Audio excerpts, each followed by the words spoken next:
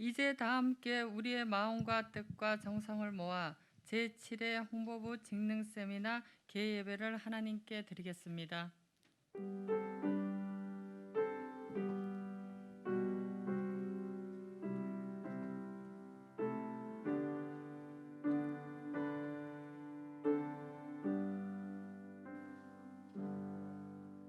여호와의 인자하심과 인생에서 행하신 기적으로 말미암아 그를 찬송할지로다.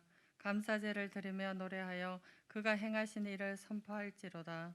여호와께 감사하라. 그는 선하시며 그 인자하심이 영원함이로다. 아멘. 찬송가 32장입니다. 찬송 후 본회 부회장이신 은정아 권사 기도하겠습니다.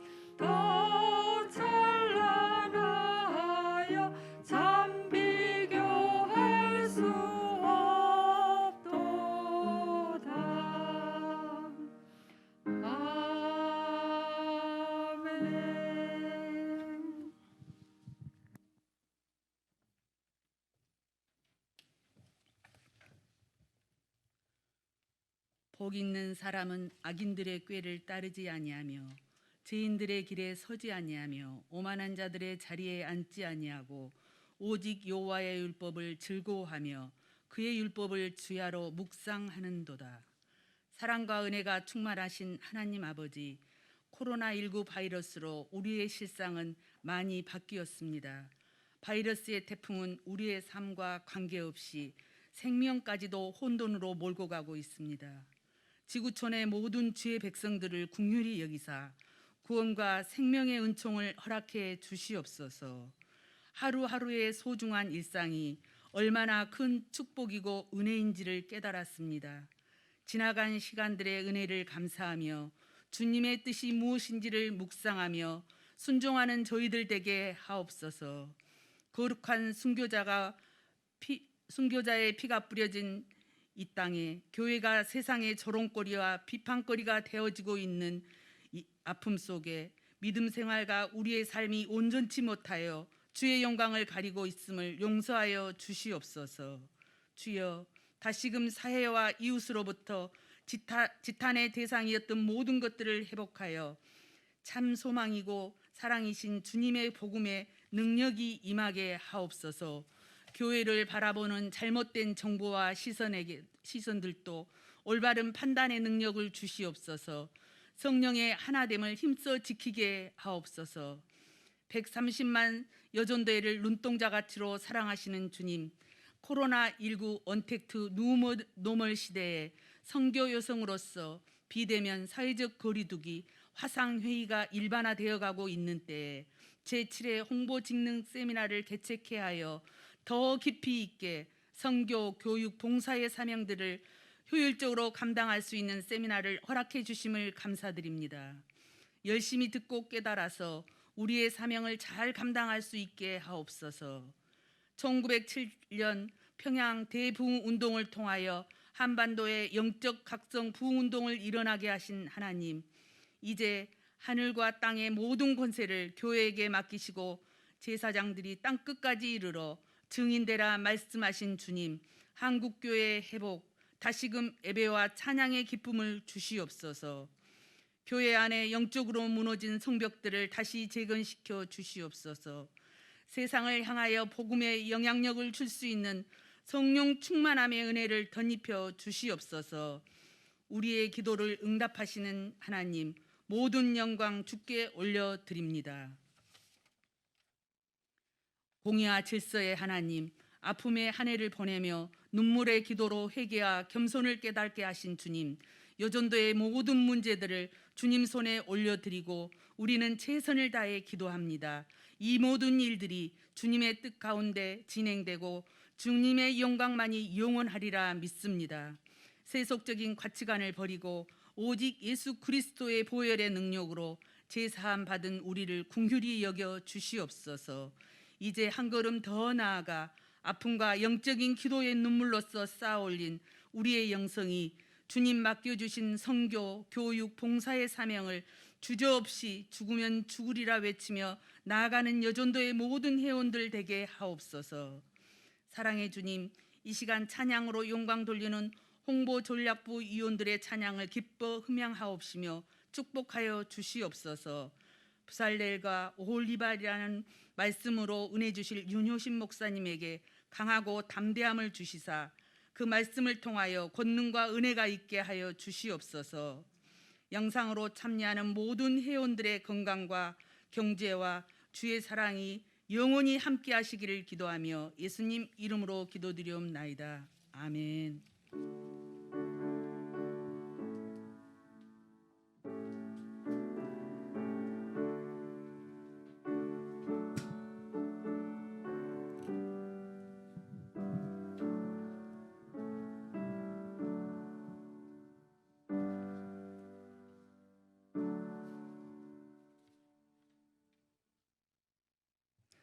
오늘 이 시간 우리에게 주시는 하나님의 말씀은 출애굽기 31장 1절에서 11절까지의 말씀입니다.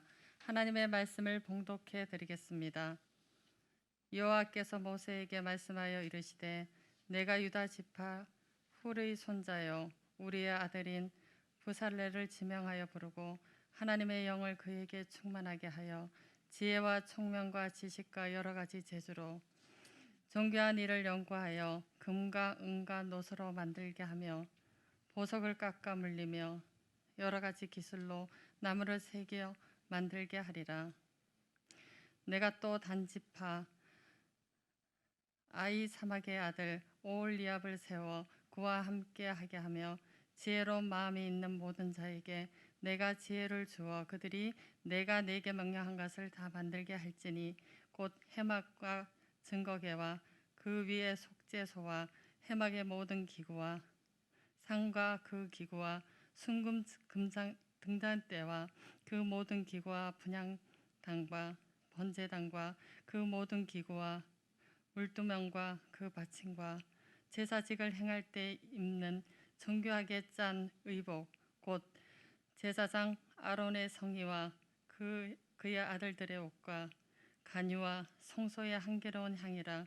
물은 내가 내게 명령한 대로 그들이 만들지니라. 아멘. 홍보전략부 위원 찬양으로 하나님께 영광 돌리겠습니다.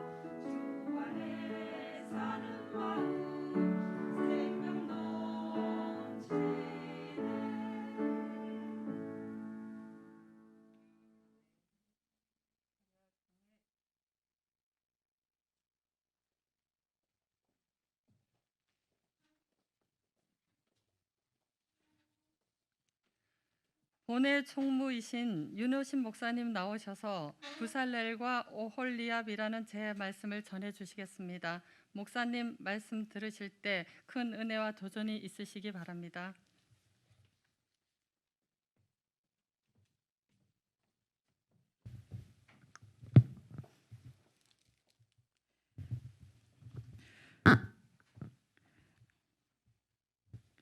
네, 오늘 이 시간 홍보부 직능 세미나로 온라인으로 함께하신 여러분들을 축복합니다. 추운 날씨인데 여러분 각 각장에서 오늘 굉장히 유용한 그러한 기술들을 배울 수 있는 그러한 날이라고 생각을 하고 오늘 말씀을 여러분과 먼저 함께 나누고자 합니다. 파블로 피카소 들어보셨지요? 네. 살바도르 달리 들어보셨어요? 네, 훌륭하십니다. 여러분의 예술적 수준이 아주 높습니다. 프란시스코 고야 들어보셨나요? 네. 여전도의 수준은 이 정도입니다. 이분들은 뒤에서 웃으시네요. 이분들은 세계적으로 유명한 스페인 출신의 예술가들입니다. 여러분이 한 번쯤은 다 들어보셨을 만한 이름들인데요.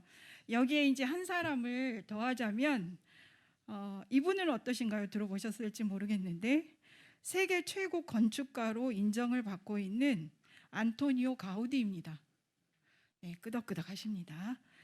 스페인의 자랑이자 최고의 예술적 가치를 지닌 건축물로 현재까지도 평가받고 있는 바르셀로나의 사그라다 파밀리아 성당 기억하시지요?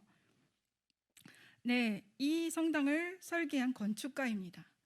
이 사그라다는 스페인어로 성스러운 이러한 의미를 지니고 있고 파밀리아는 가족을 뜻하는 말입니다. 그러면 두 단어를 합하면 어떤 의미가 될까요? 그렇죠. 성스러운 가족이 됩니다. 아마 예수님의 가족을 뜻하는 그런 얘기인데요. 이 성당은 1882년에 건축이 돼서 2026년에 완공될 예정인데요. 세계의 모든 성당은 바티칸에 위치한 성 베드로 성당보다 아주 높게 건축이 되어서는 안 된다는 규정이 있었다고 합니다. 그런데 이 사그라다 파밀리아만 유일하게 성 베드로 성당보다 높게 지어지는 것을 허락받아서 그 가치가 더 높아졌다고 하는데요. 이 성당은 세 부분으로 나누어져 있다고 합니다. 예수님의 탄생 부분, 순환 부분, 그리고 예수님의 영광, 이렇게 세 부분으로 나누어져 있는데 가우디가 유일하게 완성한 부분은 예수님의 탄생 부분이라고 합니다. 동쪽에 위치해 있는데요. 이 성당을 설계한 이 가우디는 한 몇 년 동안이나 이 성당을 지었을까요? 200년이요. 그러면 가우디가 200년을 산 셈인데 200년일까요? 네. 리액션을 크게 해주셔서 감사한데요. 이 성당을 설계한 가우디는 약 40년 동안 성당 건축에 일생을 바쳤다고 합니다. 그리고 그가 73살에 그러니까 1926년도에 건물의 4분의 1도 다 완성을 하지 못한 채 죽음을 맞이하게 되었는데요. 그럼에도 불구하고 현재 수많은 세계의 사람들이 사그라다 파밀리아 그 성당이 완성되기만을 손꼽아서 기다리고 있습니다. 저희 가족도 그런 사람 중에 일부입니다. 아직 가보지를 못했는데 꼭 한번 가보고 싶습니다. 이렇게 완성되기를 기다리고 있는데 가우디가 자기의 생 가운데에서 40년의 시간을 바칠 정도로 성당은 그에게 참으로 중요한 의미를 지녔던 것 같습니다. 교회에 관련된 이런 건축들은 특히 기독교인들에게 굉장히 중요한 의미를 지니고 있는데요. 왜 그러냐 하면 그 공간은 하나님을 예배하며 만나는 거룩한 공간이기 때문입니다. 공간은 무엇을 지배하는 힘이 있냐면 여러분의 그 무엇을 지배합니다. 무엇을 지배할까요? 이 공간도 세미나실이 있는데 그리고 여러분이 지금 몸담고 세미나에 참석하고 계신 그 공간, 이 공간들은 우리의 마음을 지배하는 힘이 있습니다. 그러므로 공간은 우리의 정서에 영향을 미치게 되고 정서는 우리의 행동과 존재를 변화시키기도 합니다. 그러니까 굉장하죠. 그런데 출애굽기를 이렇게 보시게 되면 거기에 특별한 공간, 즉 하나님과 이스라엘 백성이 조우할 수 있는 그 공간에 대한 설명이 기록되어 있습니다. 출애굽기 후반부를 보시게 되면 모세가 이스라엘 백성을 시내산 앞으로 인도를 했고 거기에서 하나님과 언약을 맺죠. 그 장면이 떠오르실 텐데요. 창세기로 다시 거슬러 가보시면 창세기에서 하나님은 누구랑 이런 언약을 맺을까요? 4글자인데요. 여러분이 좋아하시는 아브라함. 아브라함을 통해서 땅의 모든 족속에게 복을 주시겠다고 약속을 해주셨습니다. 이 언약이 출애굽기에 이르러서 더욱 구체화되고 있습니다. 만일 이스라엘이 언약에 순종해서 하나님의 말씀을 잘 지키면 하나님께서 어떻게 해주시겠다고 하셨냐면 특별한 보물로 이스라엘을 삼아주시겠다. 그리고 제사장 나라와 거룩한 백성으로 삼겠다고 약속해 주셨습니다. 그들은 여호와의 명하신 대로 어떻게 대답을 했냐면 우리가 여호와께서 명하신 대로 다 행하겠습니다. 그렇게 19장에서 대답하고 있습니다. 모세는 시내산에서 그 유명한 10계명을 받게 되는데 이것이 무엇이냐면 하나님과 이스라엘 백성들의 관계를 규정하는 기본 협약입니다. 그리고 이 10계명을 더 구체적으로 적용한 세부 법규들이 있는데요. 제사에 대한 규정, 사회 정의와 공동체 생활에 대한 규정들이 있습니다. 하나님은 이러한 율법들을 통해서 이스라엘이 다른 민족들과 구별되어서 정말 정의롭고 자비로운 민족이 되기를 바라셨습니다. 그리고 더 나아가서 하나님은 이스라엘 가운데서 친히 임재하셔서 언약을 이루어 가시고자 거룩한 공간, 하나님이 친히 거하실 공간, 그 어떤 공간인지 감히 상상할 수가 없죠. 두렵고 떨리죠. 그 공간을 만들라고 지시를 하신 것입니다. 이 성막은 서로 언약을 맺은 언약의 당사자들이 서로 만남을 유지하면서 함께 살아가는 공간입니다. 하나님께서는 모세에게 성막과 도구에 대해 많은 것을 말씀을 하셨습니다. 그런데 이 성막 짓는 일을, 실제적으로 짓는 일을 누구에게 맡기실 건가? 여러분은 정답을 알고 계시지만 고민하셨겠죠. 이 중요한 일, 내가 친히 임재할 것인데 이 공간을 누구의 손에 맡길 것인가? 하나님은 이 모든 일을 지휘하고 총체적으로 감독할 기술자로 브살레를 지명을 하십니다. 하나님의 성막 건설 프로젝트, 이렇게 시작되었습니다. 이 프로젝트, 자, 그러면 이 프로젝트를 하나님께서 어떻게 진행을 하실까요? 이 본문을 세세하게 살펴보시면 첫 번째로 하나님은 세우신 권위에 따라서 질서대로 일하시고 계심을 보게 됩니다. 먼저 이스라엘 백성들의 수장인 모세를 부르십니다. 그리고 모세에게 앞으로 이러저러 하겠다, 내가 앞으로 성막에 대해서 이러저러 하겠다라는 그 계획을 알려주십니다. 여기서 우리가 주목할 것은 실제 성막을 만드는 사람은 브살렐과 오홀리압인데 하나님은 만들어야 되는 그 품목, 디자인, 세세한 그 사이즈, 이 모든 것들을 모세를 통하여 전달하고 계신다는 사실입니다. 이러한 절차는 사실상 제작하는 사람들에게는 대단히 비효율적으로 보일 수도 있고 번거로운 과정이 될 수 있습니다. 왜냐하면 여러분 상상해 보십시오. 최종 결정권을 가지신 분이 계시고 중간 관리자가 있는데 최종 결정권이 없는 중간 관리자가 수십 가지 수정사항을 내려도 나중에 가서 최종 결정할 때 다시 원점으로 돌아가는 일들이 발생하기 때문입니다. 중간 관리자의 생각과 최종 결정권자의 생각이 다르기 때문입니다. 회사 일뿐만 아니라 교회 일, 여전도회 일 등등을 하다 보면 이와 같은 일들이 자주 발생하게 되는 것을 우리도 접하게 됩니다. 사실 성막 만드는 일도 하나님께서 직접 그 제작자인 브살렐과 오홀리압에게 만들어야 할 성막 기구들을 이렇게 지시해 주시고 저렇게 지시해 주시고 하시면 덜 번거로울 것 같고, 우리 생각입니다. 제 생각이기도 합니다. 그냥 그게 덜 번거로울 것 같고 더 정확하고 두세 번 일할 일이 없을 것 같아요. 그런데 하나님은 모세를 통해서만 말씀하고 계십니다. 왜냐하면 모세는 하나님께서 하나님 당신을 대신하는 권위로 세우셨기 때문입니다. 만약에 하나님이 브살렐과 오홀리압에게 직접 지시를 하셨다면 어떻게 됐을까요? 그 두 사람은 아마도 모세를 무시했을지도 모릅니다. 브살렐과 오홀리압은 거의 장인 수준의 전문적인 기술을 갖추게 되었을 것인데 성막 관련해서만큼은 본인들이 최고라고 생각했겠죠. 그러다 보면 자칫 마음이 어떻게 돼요? 높아지다 보면 교만해질 수 있습니다. 자신들이 아니면 성막에서 제사를 드릴 수 없을 것이라고 생각할 수도 있습니다. 그래서 사실은 우리 삶에 적용을 해보자면 은사를 많이 받으신 분, 달란트를 많이 가지고 계신 분들 참으로 조심해야 하는 부분이 이 부분입니다. 하나님이 세우신 권위를 인정하지 않는 그런 교만함이 우리 자신도 모르게 우리 마음속 깊은 곳에서 쓱 올라올 때가 있기 때문이죠. 저도 수십 번 경험했죠.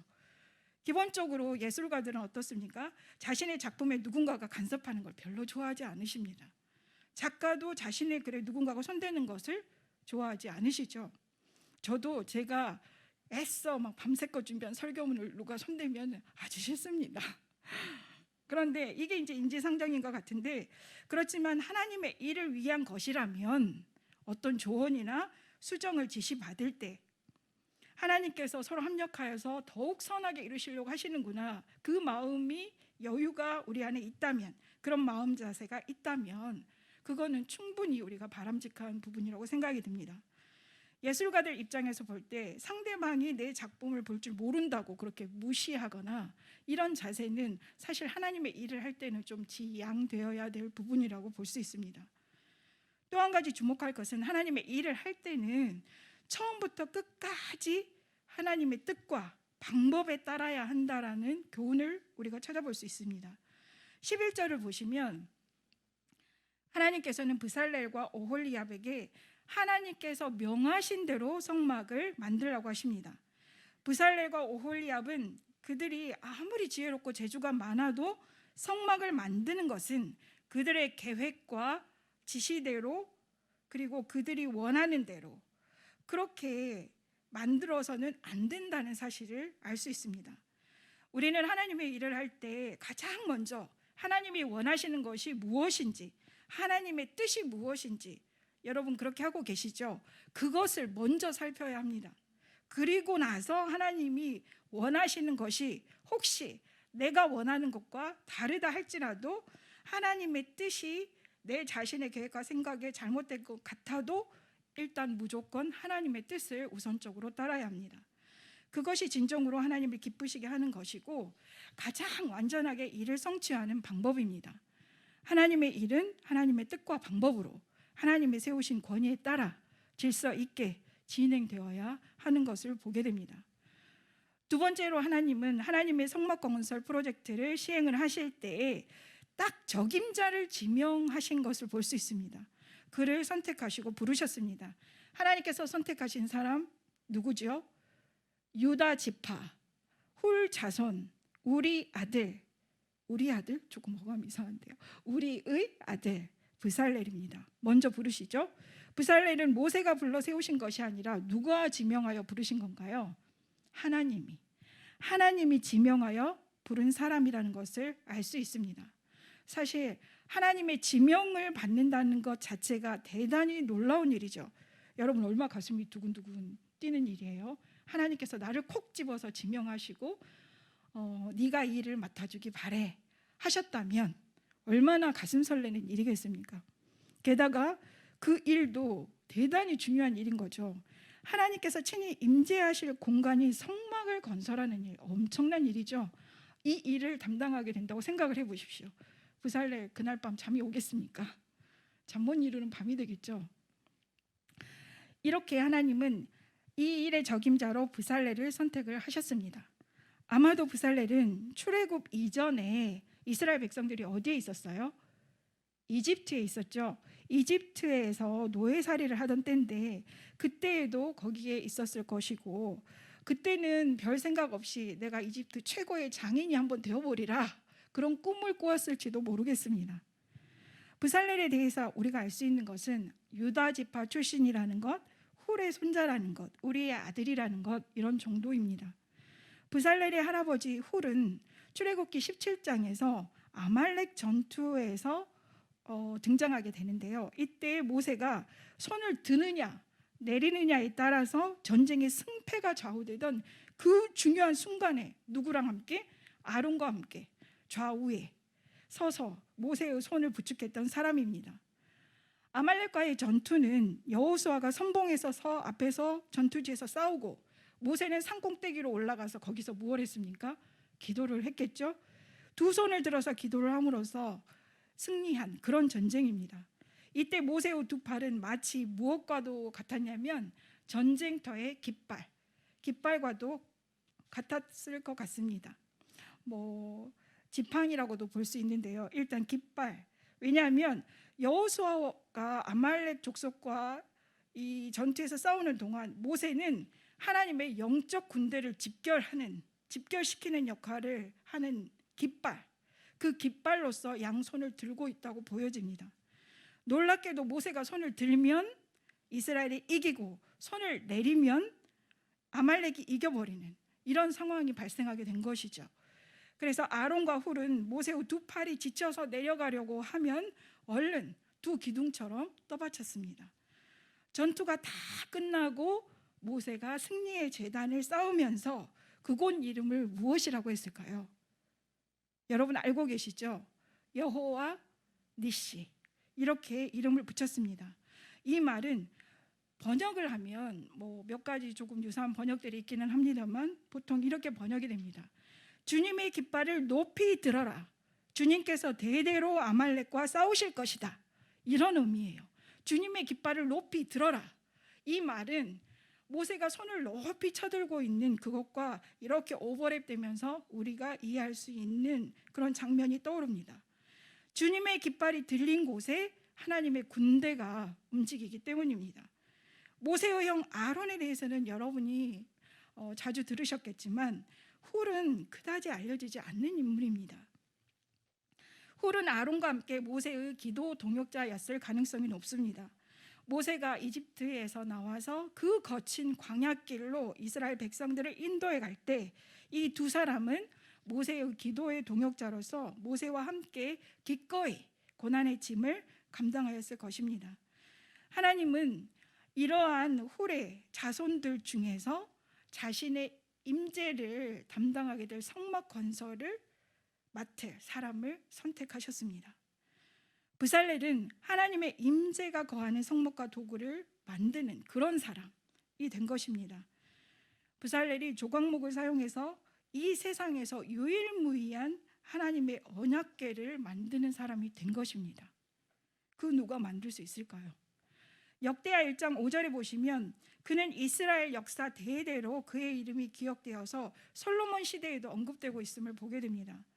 뭐라고 언급이 되었냐면 옛적에 훌의 손자 우리의 아들 부살렐이 지은 놋제단, 그 놋제단은 여호와의 장막 앞에 있더라, 이런 기록이 있습니다.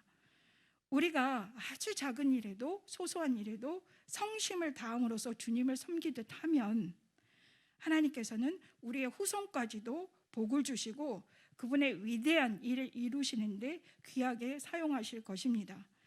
예수님께서도 제자들을 지명하여 부르셨죠. 기억나시죠? 오늘 우리 은정아 부회장님께서 기도해 주셨는데 마태복음 28장을 보시면 갈릴리에서 예수님께서 승천하시기 전에 제자들에게 부탁하셨습니다. 너희는 가서 모든 족속으로 제자를 삼아 아버지와 아들과 성령의 이름으로 세례를 베풀고 그리고 내가 너희의 분부한 모든 것을 가르쳐 지키게 하라. 여전도회는 어떻습니까? 여전도회는 예수 그리스도의 부르심에 순종하고자 서로 연합했고 그리고 그 연합해서 지금 현재도 국내의 선교 사업에 힘쓰고 있는 단체입니다. 여전도회의 선교 선교 교육 봉사의 사역은 우리를 딱 지명하셔서 제자 삼으신 주님의 그 명령을 따라서 이루어진 것입니다. 그리고 여전도에는 그 누구의 지시가 아닌 주님의 명령을 따르는 자들임을 잊지 말아야 합니다. 우리가 성심을 다해서 하나님을 섬기면 하나님께서는 우리의 후손들을 통해서도 계속해서 대대손손, 자자손손 그분의 위대한 일을 이루어 가실 것입니다. 세 번째로 우리가 본문에서 교훈을 받을 수 있는 부분은 하나님께서 일꾼을 세우실 때에 하나님의 영으로 충만케 하신다는 사실입니다. 하나님께서는 부살레를 부르신 후에 하나님의 영으로 가득 채우십니다. 우리는 이 하나님의 능력을 힘입어야만 하나님께서 구상하신 그 그림을 이해할 수가 있습니다. 부살렐에게 임한 하나님의 영은 그에게 지혜와 총명 그리고 지식을 주셨습니다. 한 번도 본 적이 없는 성막, 그 성막을 그냥 설명만 듣고서 실제로 구현해내는 일, 이거는 정말 당황스러웠을 것입니다. 부살렐이 만일 자신의 경험과 재주만으로 성막을 지으려고 했다면 감당할 수가 없었겠죠. 그러나 부살렐에게 지혜와 총명, 지식이 주어집니다. 지혜는 하나님을 가르침을 수행할 때 필요한 것, 그것을 올바로 알게 하는 그런 능력이라고 볼 수 있습니다. 또한 총명은 어떻습니까? 여러분 아시는 바대로 성막 건축 기구를 그 만드는 과정에서 불가피하게 생기는 일들을 분별하고 이해하는 그러한 능력일 것입니다. 지식은 이 일을 진행시키고 완수하는 데 필요한 어떤 경험치, 이런 것들이라고 볼 수 있는데요.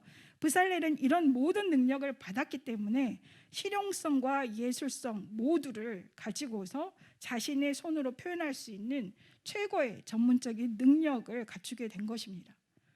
하나님의 영은 부살렐이 여러 가지 재주, 그리고 금, 은, 동을 노련하게 다루는 솜씨, 보석을 깎아 물리며 나무를 새겨서 다양한 것들을 만들어내는 능력, 이 실제적인 기술들에도 굉장히 밝도록 만들어 주십니다.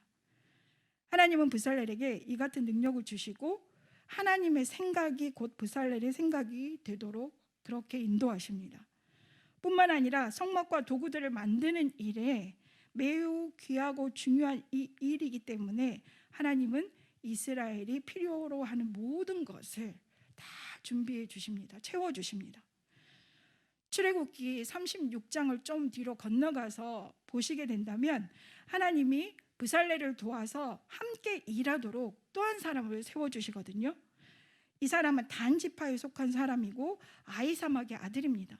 이름이 오홀리압. 추가로 지명해 주십니다. 장막과 도구를 만들기 위해서 하나님은 모세에게 부살렐과 오홀리압을 마치 아론과 훌처럼 둘을 짝을 지어서 이렇게 세워주시고, 또 주님께서 그 마음에 지혜를 더하여 주신 기술 있는 모든 사람, 다시 말해서 타고난 재주가 있어서 기꺼이 그 일을 하고자 하는 수많은 사람들을 다 붙여주십니다. 조각, 또한 이렇게 자수를 놓고 공예, 이런 모든 정교한 작업에 참여한 수많은 이름 없는 사람들이 성막 건설에 함께하게 됩니다.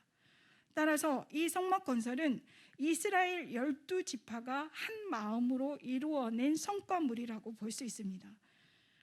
모두가 한 마음으로 연합해서 이루어낸 것이기에 하나님의 영광이 충만하게 됩니다. 장막과 도구를 만드는 일은 수많은 익명의 기능공들, 인부들을 동원해야 되는 그런 작업이었기에 결국 이스라엘 모든 사람들의 헌신을 요구한 그런 프로젝트였습니다. 하나님은 일꾼을 세우신 후에 어떻게 하십니까? 그들을 버려두시지 않으시고 이제 내가 명령했으니 니네가 알아서 다 이것저것 알아보고 너희가 가진 재주로 한번 만들어봐, 이렇게 하시지 않고 그들이 임무를 완수하는 데 필요한 모든 것을 다 준비해서 채워주십니다. 이것이 하나님의 사역 방식입니다. 하나님의 일을 할 때 하나님의 영을 먼저 충만하게 받아야 합니다. 하나님의 일을 할 때 그것은 내 힘으로 하는 것이 아닙니다.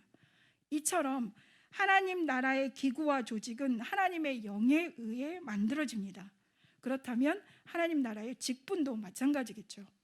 우리가 지닌 모든 지식과 재능이 하나님 그 나라에 사용이 되고 하나님의 영에 충만하게 될 때 하나님의 거룩한 도구로 제대로 쓰임받게 됩니다.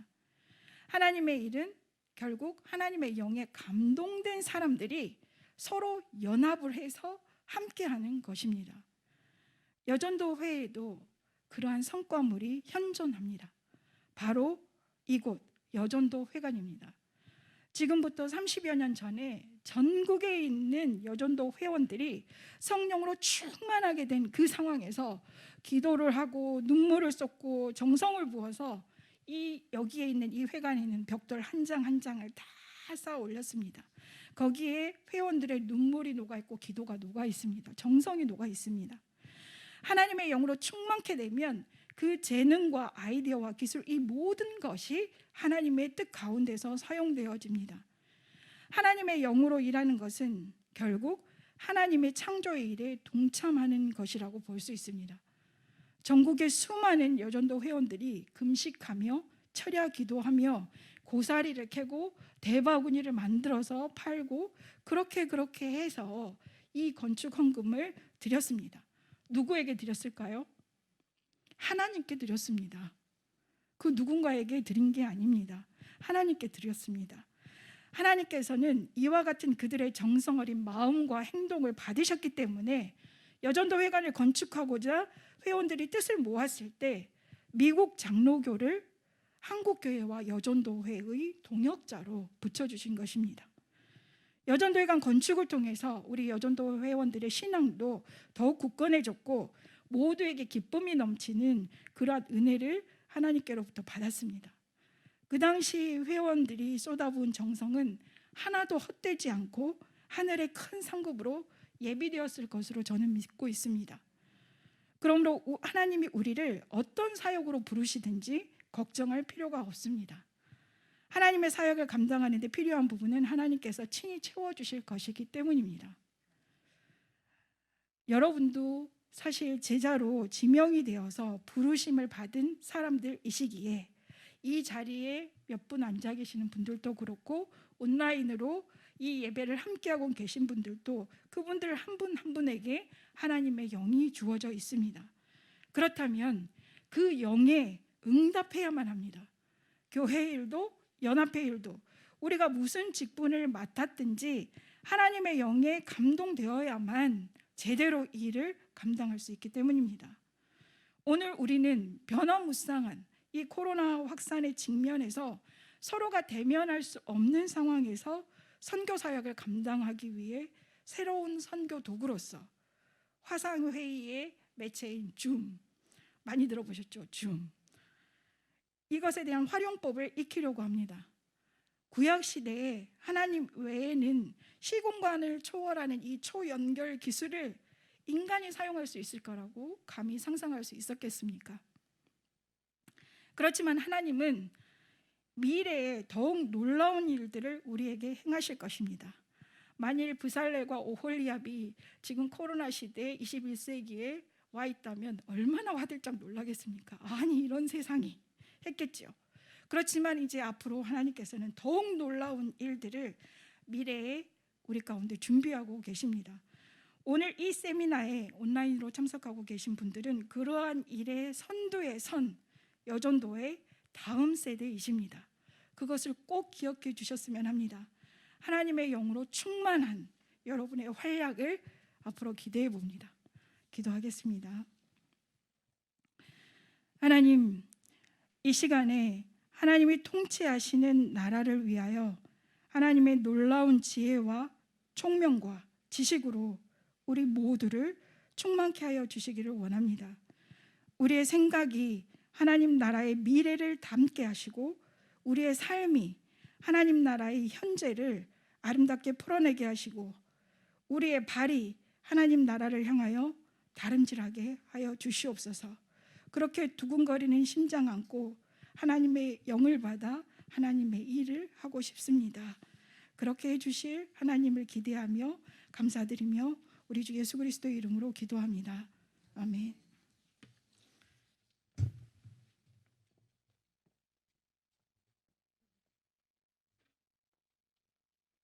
은혜로운 말씀을 전해주신 윤효신 목사님 감사드립니다. 이 시간 준비하신 예물을 봉헌하겠습니다. 헌금위원 두 분 나와주십시오. 유튜브를 통해 함께 예배에 참여하시는 분께서는 자막에 안내되는 계좌로 마음을 모아 동참해 주시기 바랍니다. 홍보 전략부 차장이신 최원희 권사 나와서 봉헌 기도하겠습니다.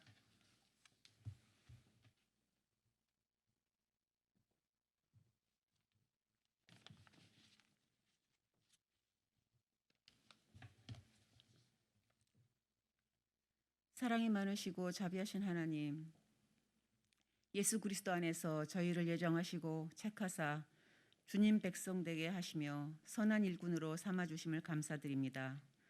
오늘 이 시간 여전도 전국연합회 제7회 홍보부 직능 세미나로 모이게 하시고 브라셀과 오홀리압이라는 주제하에 말씀으로 은혜 받게 하시고 우리의 심령을 새롭게 하여 주심에 감사를 드립니다.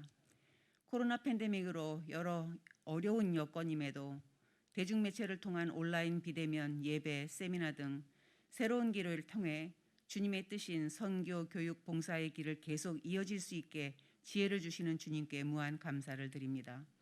온라인으로 참석하시는 전국의 모든 여전도 회원들이 정성과 헌신과 노고를 기억해 주시옵고 새 소망을 주시어 굳건하게 기쁜 마음으로 주님의 일에 앞장서는 종들 되게 축복하여 주시옵소서. 사랑이 많으신 주님, 우리에게 있는 모든 것이 다 주께로부터 온 것임을 고백하오며 이 시간 정성을 다하여 감사 예물을 드립니다. 우리의 마음과 뜻도 함께 드리오니 향기로운 제물로 흠량하여 주시옵고 주의 종들이 즐거이 드리는 헌물이 하나님 나라의 확장과 사업에 귀하게 쓰임받아 하나님의 영광을 나타내는 아름다운 예물이 되게 하여 주옵소서. 우리를 죄에서 구원하신 예수님의 이름으로 기도합니다. 아멘.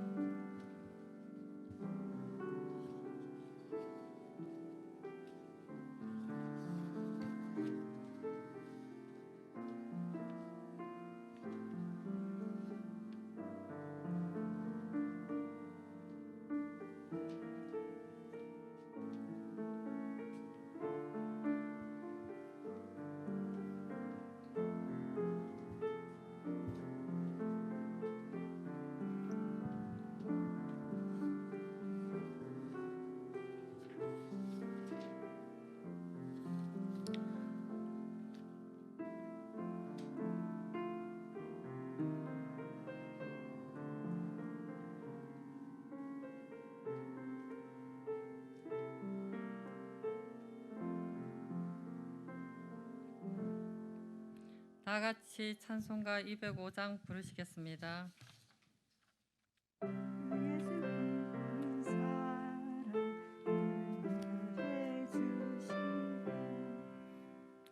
주 예수 크신 사랑 늘 말해주시오.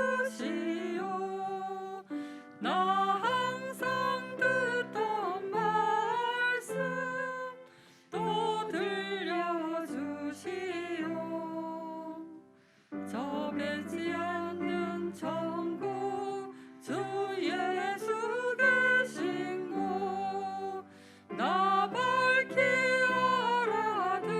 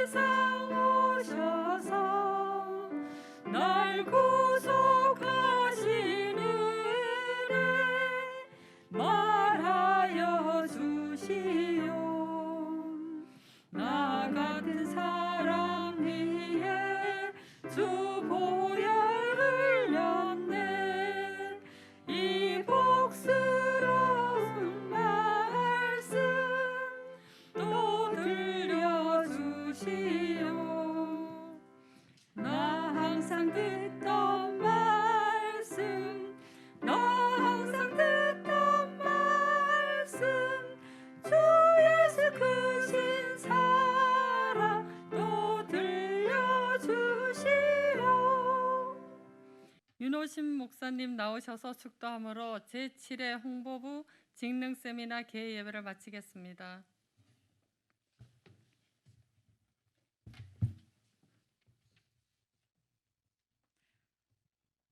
이제는 그 무엇과도 바꿀 수 없는 우리 주 예수 그리스도의 값진 은혜와 하나님의 고귀하신 사랑과 성령님의 시공간을 초월한 교통하심이 하나님 나라를 세우기 위해 작은 일에도 기쁘게 정성을 들이며 전국 각처에서 이 시간에 함께 모인 주의 사랑하는 자녀들 위해 130만 선교 여성들과 여전도 전국연합회와 한국교회 위에 영원히 함께 하시기를 간절히 축원하옵나이다.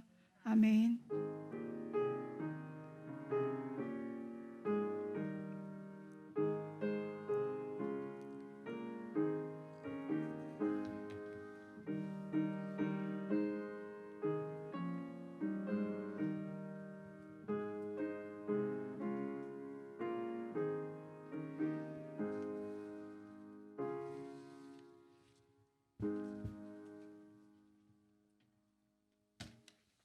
여전도의 전국연합회 회장이신 김미순 장로님 나오셔서 인사 말씀 있겠습니다.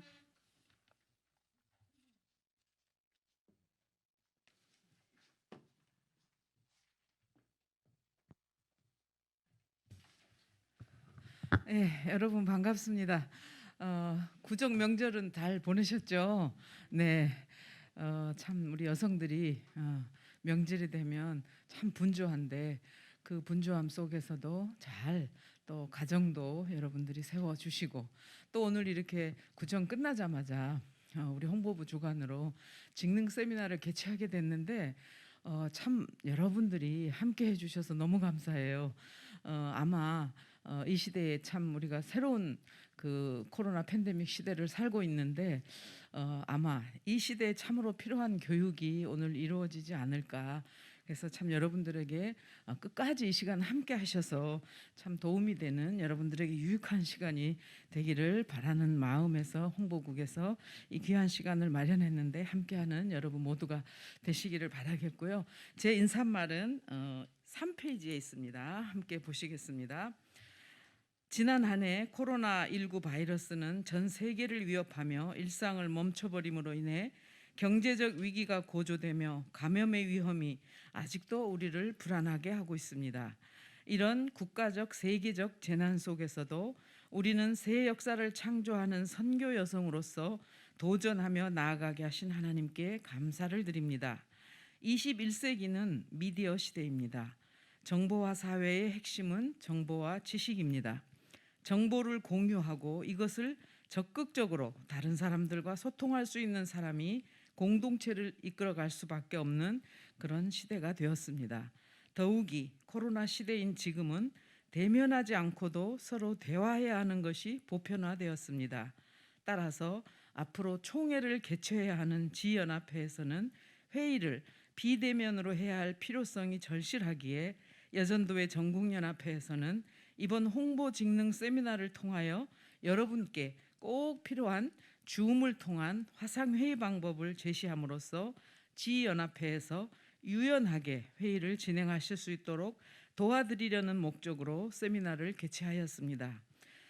출애굽기 9장 16절 말씀, 내가 너를 세웠음은 나의 능력을 내게 보이고 내 이름이 온 천하에 전파되게 하려 하였음이라 주제의 말씀처럼 온라인, 오프라인을 병행해야 하는 온라인 시대의 요구에 따라 오늘의 교육이 선교를 위한 도구로도 쓰여지기를 소망합니다.